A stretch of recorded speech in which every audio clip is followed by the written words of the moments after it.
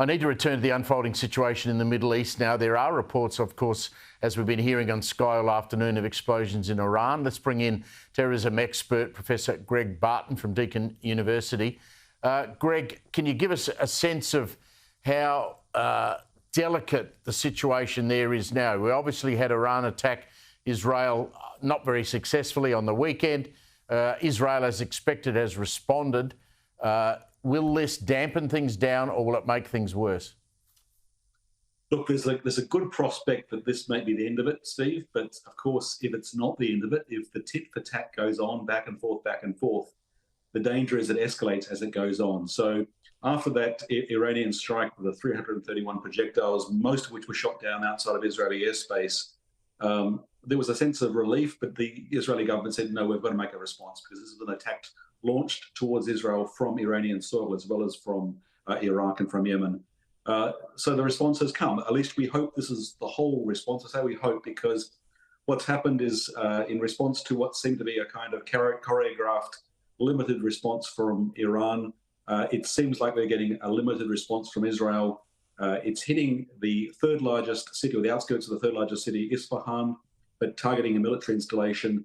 Of course, in that province of Isfahan, we have infamously Iran's nuclear programs in the mountains, but it doesn't appear to be targeting them and certainly not targeting this ancient city. So it seems like a very limited sort of symbolic strike to say, look, you hit us or you try to hit us, we can hit you, or we can hit you hard, but this is the warning. And let's hope it's enough for face saving on both sides that in Iran and in Israel, people will accept that this is the end of it. It doesn't have to go any further, but we don't know. I mean, this may be the beginning of a larger strike by Israel, or even if it's not, Iran might decide it has to strike back, and then Israel will feel it has to respond. So that's the danger.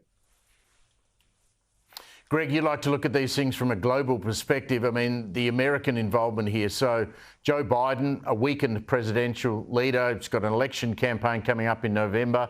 He says, when asked about what should happen, should Iran attack, he says, well, I've told them not to. Well, they've clearly ignored what he had to say. The Israelis, they told the Americans that they were going to do this. The Americans said, well, please don't. We don't think it's a good idea. So where's America sit in all of this now? I mean, once upon a time, people listened to what the Americans said. It seems now that they're just a bit player. Yeah, it's really not clear at this point, Steve. You raise a good point. I mean, maybe in a few days' time, we'll look back and say, well, Joe Biden said to Tehran, don't do this. And what they did was a carefully choreographed symbolic strike that wasn't damaging.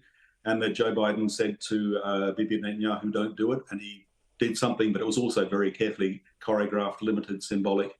And then would say, okay, well, maybe actually America still has influence. But you raise the global question, Steve. You know, Iran's biggest ally at this point is Russia. And of course, Russia depends very much on Iranian drones and electronics and other components for its war in Ukraine. So this is not just between Israel and Iran.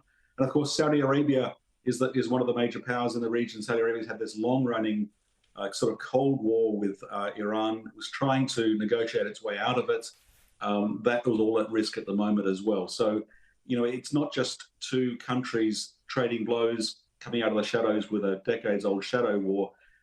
It's potentially the region, going up in exchange of fire. And we've got America and Russia on the edge, both engaged. Well, let's hope that the assessment is that that's it, that the tit for tat's over. Always great to catch up, Professor Greg Barton. Thank you very much for that.